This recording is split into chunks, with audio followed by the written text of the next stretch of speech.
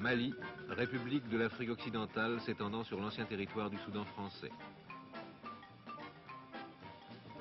1 204 000 km², 4 394 000 habitants, capitale Bamako.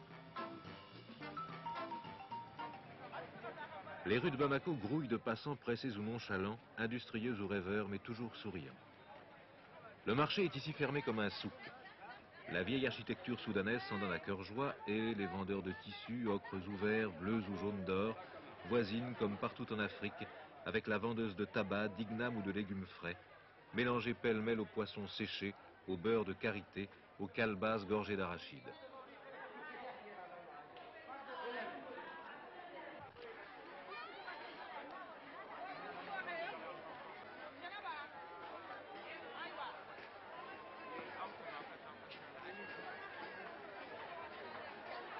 On coupe, on fabrique, on grignote, on s'interpelle, on vend, et les élégantes bamakoises font leur marché comme une parisienne, avant de préparer chez elles le repas du midi pour leur petite famille.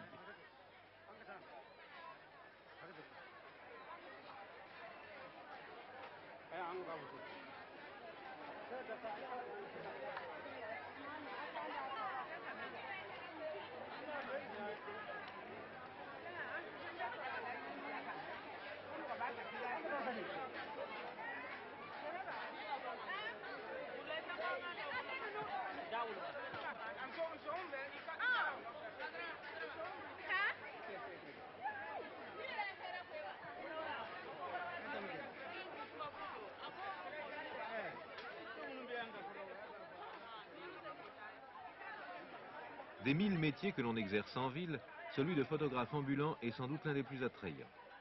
Si vous avez besoin d'une photo d'identité, le photomaton du coin est à votre disposition.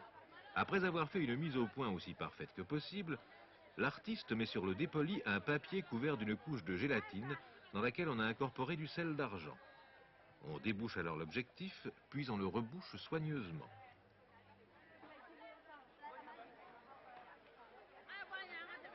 On obtient ainsi un négatif. Ce négatif sera retouché par les soins de l'artiste.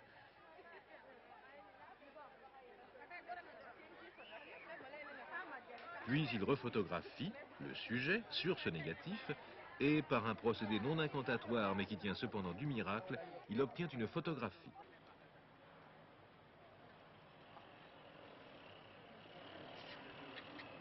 Il semblerait d'ailleurs que les pratiquants de cet art typiquement bamakois ont toujours gardé un certain étonnement qui prouve une grande fraîcheur d'âme devant les résultats ainsi obtenus.